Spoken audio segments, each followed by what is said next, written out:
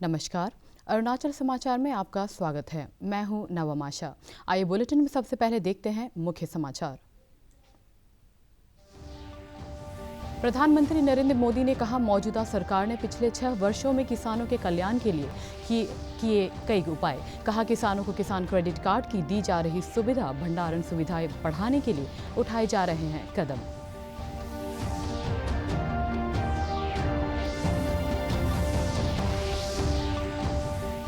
NHIDCL के प्रबंध निदेशक के पाठक ने आज ईटानगर में मुख्यमंत्री पेमा खांडू से मुलाकात कर अरुणाचल प्रदेश में चल रही सड़क परियोजनाओं की प्रगति पर की चर्चा। मुख्यमंत्री ने परियोजनाओं को पूरा करने के लिए सरकार की तरफ से सहयोग का दिया आश्वासन।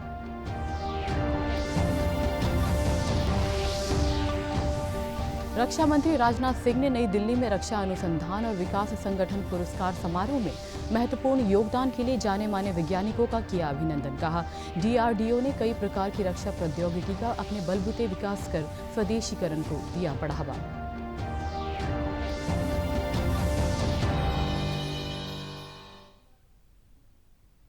प्रधानमंत्री ने कहा है कि मौजूदा सरकार ने पिछले 6 वर्षों में किसानों के कल्याण के लिए कई उपाय किए हैं। मध्य प्रदेश में आयोजित किसानों के महासम्मेलन को वीडियो कॉन्फ्रेंसिंग के माध्यम से संबोधित करते हुए प्रधानमंत्री ने कहा कि किसानों की सहायता के लिए उनके खाते में बड़ी राशि अंतरित की गई है और किसानों को किसान क्रेडिट कार्ड की सुविधा दी जा रही है। श्री मोदी ने कहा कि भंडारण सुविधाएं बढ़ाने के लिए बहुत कुछ किया जा रहा है। प्रधानमंत्री ने कहा कि किसानों की प्रगति के लिए उन्हें आधुनिक सुविधाएं भी दी जा रही है। उन्होंने कहा कि देश के किसान संगठनों, कृषि विशेषज्ञ, कृषि अर्थशास्त्री, कृषि वैज्ञानिक और प्रगतिशील किसान भी लगातार कृषि क्षेत्र में सुधार की मांग करते रहे हैं। प्रधानमंत्री ने कहा कि ये कृषि सुधार कानून रातों रात नहीं आए। देश के सभी राजनीतिक दलों के पुराने घोषणा पत्र देखे जाए, उनके पुराने बयान सुने जाए। पहले जो देश की कृषि व्यवस्था संभाल रहे थे, उनकी चिट्ठियां देखी जाए तो आज जो कृषि सुधार हुए हैं वे उनसे अलग नहीं है।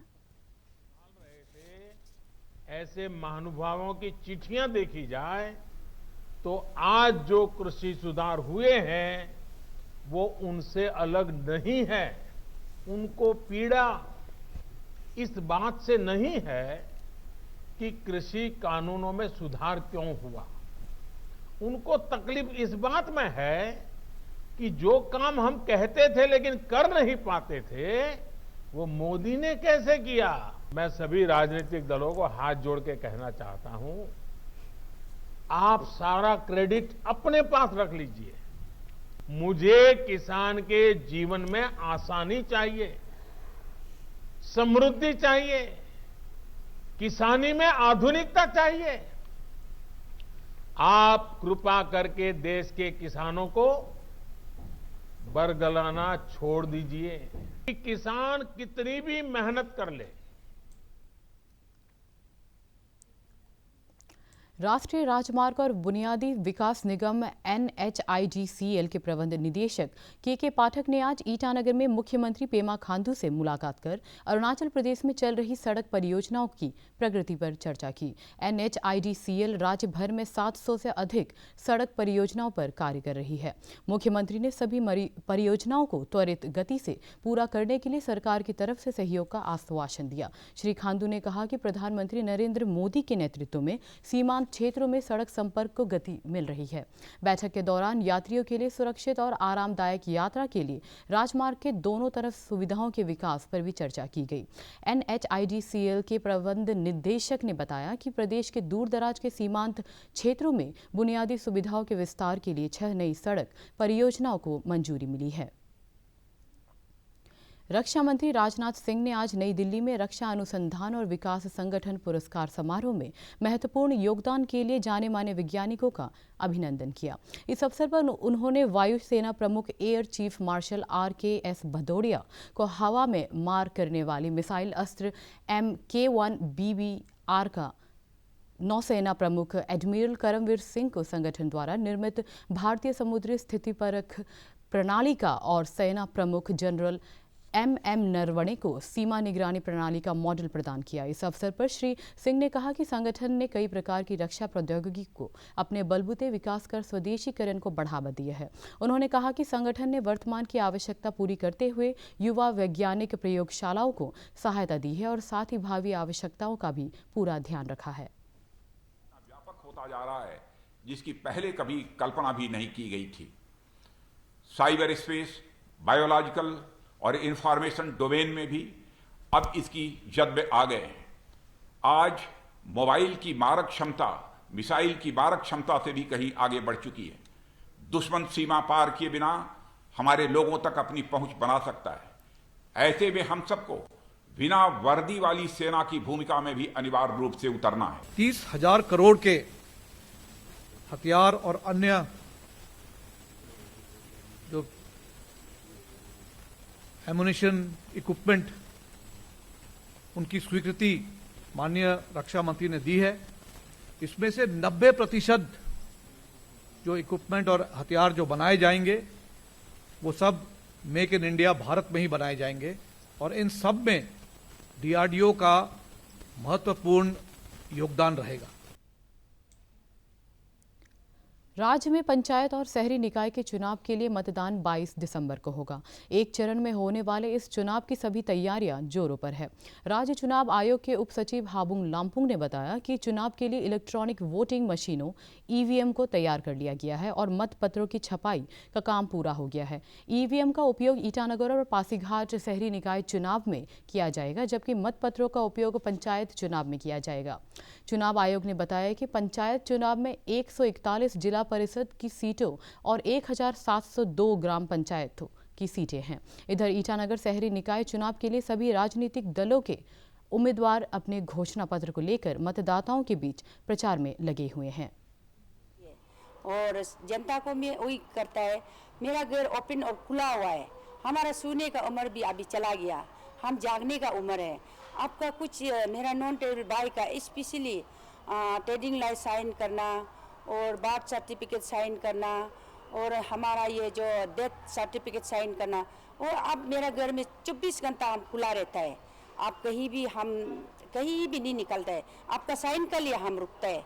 आपको तकलीफ भी नहीं होना है, हम सूता भी नहीं है। शाम को आप आओ, रात को आओ, हमको जगाओ। दरजा तो हम खुला है, बेल बजाने के लिए आप जरूरी नहीं है। जो म्युनिसिपल जो इलेक्शन है, ये जो एक ग्रास रूट लेवल का वो लीडरशिप है, तो ये बहुत ही इम्पोर्टेंट है। और आप सभी को मैं आपसे गुजारिश करती हूँ कि आप इस 5 साल को आप कंप्रोमाइज़ मत कीजिए। इस 5 साल में बहुत सारा डेवलपमेंट हो सकता है और अगर गलत लीडर को आप वोट दिए तो बहुत सारा डेवलपमेंट रुक भी सकता है। इसलिए आप सही लीडर को वोट दें। सबसे बड़ा जो ये टारगेट रहेगा वो है ये जो स्वच्छता के ऊपर में होगा, हाइजीन के ऊपर होगा, सैनिटरी के ऊपर होगा। जैसे कि आप जानते हैं स्वच्छ भारत अभियान जो हमारे मोदी जी का जो मिशन है वो काफ़ी ही सक्सेसफुल रहा है। तो ये जो स्वच्छ भारत अभियान का जो मिशन है, मैं महीना में कम से कम 3 बार कराने की कोशिश करूँगी। मैं farmer x counsellor ward number 8, इस बार मैं म्यूनसिपाल्टी में फिर दोबारा चुनाव में लड़ रहा हूँ। एज ए काउंसलर्स का हिसाब में मैं काम करूँगा। जैसे कि जहाँ मैं ड्रेनेज का प्रॉब्लम है ऑलरेडी मैं टेकअप कर चुका हूँ, और जहाँ रास्ता सड़क प्रॉब्लम था वहाँ कोशिश किया, जहाँ नहीं हो पाया। और आप सभी को पता है कि लास्ट टाइम CM गिरागिरी में गवर्नमेंट चेंजिंग जगह में हमारा म्यूनसिपाल्टी में भी हमने मेयर को गिराया, चीफ काउंसलर को गिरागिरी में टाइम बहुत चला गया। तो इस बार फिर इस चुनाव में आके जो भी स्कीम आएगा उसको सही जगह में इम्प्लीमेंट करने के लिए कोशिश करेगा और हमारा वार्ड नंबर 8 का लोगों को निराश नहीं करेगा। मेरा तो ये कहना है कि देखिए, ग्राउंड में जो काम करता है उसी को चुनाव में जिताना है। हर वार्ड में जो कर पाता है, जो कर सकता है, उसका जिसका विजनरी लीडर है, जो उसका सोच विचार जो नीट एंड क्लीन है, कन्वर्सेशन है, ट्रांसपेरेंसी है, लोगों के लिए कर सकता है, एक दूसरे को बात कर सकता है, ऐसा लोगों को आप चुनाव में हर वार्ड में देना चाहिए। राज्य में पंचायत और शहरी निकाय चुनावों में महिला सशक्तिकरण की झलक देखी जा सकती है। ईटानगर शहरी निकाय में कोऑपरेटर पद के लिए सभी राजनीतिक दलों ने बड़ी संख्या में महिला उम्मीदवारों को टिकट दिया है।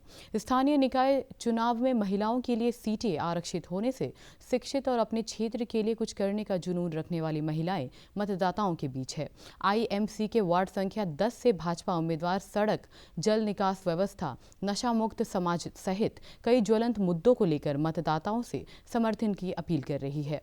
वहीं वार्ड संख्या 2 से जनता दल के उम्मीदवार यागम जोमो तागरू अपने क्षेत्र में मल्टीपर्पज सामुदायिक भवन, महत्वपूर्ण स्थानों पर सीसीटीवी सहित कई प्रमुख मुद्दों को लेकर जनता के बीच है। पानी का हम लोग यहाँ बहुत प्रॉब्लम है। यहाँ विकास करके पुलिस कॉलोनी में यहाँ पुलिस क्वार्टर ज़्यादा है, क्वार्टर डबल स्टोरी ये सब है, तो पानी नहीं जुड़ते हमें ना। डिपार्टमेंट पानी जो यहाँ नहीं पहुँच पाते पीएचई, उसके लिए कुआं सब जहाँ ज़रूरत है वहाँ पे सकेगा तो दो नहीं सकते तो बेटी जितना कर सकते हैं, एक होने से भी मैं कर दूँगी।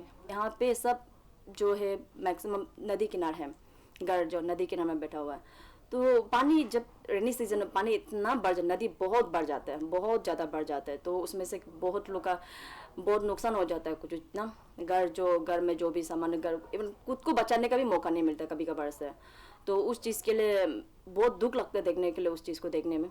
तो ये है फ्लड कंट्रोल, ये होना बहुत ज़रूरी है। ये हम लोग कॉलोनी को सेफ रखेगा, सेफ्टी रखेगा, सबको सब शांति। फ्लड कंट्रोल ये बन जाता है तो सब हम बेझिझक आराम से रात को सो सकते हैं। रेनी सीजन में भी हमारे लिए कोई टेंशन नहीं होगा। तो वही है, और बहुत कुछ है यहाँ करने के लिए, बहुत कुछ हम मैनिफेस्टो में दिया है, 12 पॉइंट है। तो ये अगर ये जितना भी हम दिया है उस चीज़ को हम गवर्नमेंट से या फिर किसी डिपेंड होके नहीं ये बोला है, ये जो है हम दिल से करना चाहते हैं। हम लोग यहाँ में अगर जीतता है तो 24 आवर्स एक ट्रैक्टर प्रबंध करने का सोचा है, क्योंकि यहाँ में कचरा जहाँ था फेंक के मीन्स पूरा गंदा होता है, उसको हम सोचा है कि एक ट्रैक्टर यहाँ में 24 आवर्स अगर खड़ा करके रखेगा और जितना कचरा जो दुकान से या घर से भी निकालते हैं तो उसी ट्रैक्टर में डाल के रखेगा ताकि सारा जगह गंदा ना हो। तो वो जब पुल होगा तो उसको जाके कहीं डिस्पोज करेगा। ऐसा करके मेरा कुछ प्लानिंग है। वही ट्रैक्टर को अगर यहाँ में कुछ घंटा के लिए रखा है तो नीचे बैंक टिनल में रखेगा, अलग अलग जगह में शेड्यूल करके गंदा में उसमें पूरा जमा करेगा ताकि इधर उधर ना फैले। हम सोचता है मेरा ये वार्ड को ड्रग्स फ्री वार्ड बनाएगा, इसलिए पब्लिक लोग को हम एकदम अपील करता है कि हमको इस साल के लिए आप लोग जिताइए। जितना भी मेरा मैनिफेस्टो में जो भी है हम जिससे भी करने के लिए एकदम हम सोच के रखा है। राज्य में पिछले 24 घंटे में कोविड संक्रमण के 29 नए मामले दर्ज किए गए हैं और 12 रोगी स्वस्थ हुए हैं। राज्य में कोविड के सक्रिय मामलों की संख्या 258 है और अब तक 16,290 कोरोना रोगी स्वस्थ हो चुके हैं। राज्य स्वास्थ्य सेवा निदेशालय के अनुसार गुरुवार को दर्ज किए गए नए मामलों में तवांग से 11, ईटानगर राजधानी क्षेत्र और ईस्ट सियांग से 4, लोहित से 3, चांगलांग, लोअर सियांग और तिराप से 2 और लेपारादा जिला से 1 मामला शामिल है। प्रदेश में कोविड रिकवरी दर 98.11% है और कल राज्य भर से जांच के लिए 667 सैंपल लिए गए। देश में पिछले 24 घंटों के दौरान 31,000 से अधिक लोगों के कोविड-19 से स्वस्थ होने के साथ ही देश में यह 95.40% तक पहुंच गई है। केंद्रीय स्वास्थ्य मंत्रालय ने कहा है कि अब तक 95,20,000 से अधिक लोग स्वस्थ हो चुके हैं। देश में संक्रमित लोगों की संख्या केवल 3.14% रह गई है। इस समय लगभग 3,13,000 लोगों का इलाज चल रहा है। पिछले 24 घंटों के दौरान 22,889 नए मामलों की पुष्टि होने के साथ ही देश में संक्रमित लोगों की संख्या 99 लाख से अधिक हो गई है। देश में मृत्यु दर 1.45% है, जो विश्व में सबसे कम में से एक है। कल 338 लोगों की मौत के साथ ही मरने वालों की संख्या बढ़कर 1,44,789 हो गई है। अपर सुबनसिरी जिले के निलिंग विलेज में गत 27 नवंबर को याइंग निलिंग की नृशंस हत्या के मामले में न्याय को लेकर स्थानीय महिला और छात्र संगठनों ने कैंडल लाइट मार्च निकाला। संगठन ने जिला प्रशासन से कानून व्यवस्था में सुधार के लिए आवश्यक कदम उठाने और इस मामले के अभियुक्त को कड़ी सजा दिलाने की मांग की है। उन्होंने प्रशासन से विभिन्न विकास कार्यों के लिए लाए जाने वाले श्रमिकों का पुलिस वेरिफिकेशन कराने और उनकी निगरानी के लिए आवश्यक तंत्र विकसित करने का अनुरोध किया। कैपिटल सजा देना चाहिए मेरा वुमेन के ओर से, ये ताकि कल को कोई और दोबारा ऐसे नहीं कर सके। अभी हम ये नहीं करने से तो कल को भी हमारा बहू बेटी लोग में कोई सेफ्टी नहीं है। हमारा अपना ही घर के अंदर आके उन लोग कुछ इतना दूर बस्ती जहाँ पर कोई हम लोकल भी नहीं जा सकता, उसमें एक नॉन ट्रैवल आके उसको ऐसा मर्डर करने ला को हम ये कभी उसको माफ कभी नहीं करेगा। अलर्ट किया जाए, डिस्ट्रिक्ट एडमिनिस्ट्रेशन जो है डायरेक्शन दिया जाए कि जो भी लेबर लाता है बाहर से वो कुछ हट माने अपना रिस्पॉन्सिबल लिया जाए। इन फ्यूचर में हैपन होने से आज का जैसा ये कहीं ना कहीं जो है कॉन्ट्रैक्टर्स लोग का भी पोस्ट है। वी डिमांड फॉर अरुणाचल समाचार के आज के अंक में इतना ही। जाने से पहले आप सभी से अनुरोध है कि कोविड-19 के दिशा निर्देशों का पालन करें, हमेशा मास्क लगाएं, बार बार हाथ धोएं और सोशल डिस्टेंसिंग के नियमों को मानें। हम कल फिर हाजिर होंगे अरुणाचल और देश दुनिया की खबरों के साथ। चलते चलते आपको बता दें कि आप अरुणाचल समाचार हमारे YouTube channel DD news Arunachal पर भी देख सकते हैं। देखते रहिए अरुण प्रभा। नमस्कार।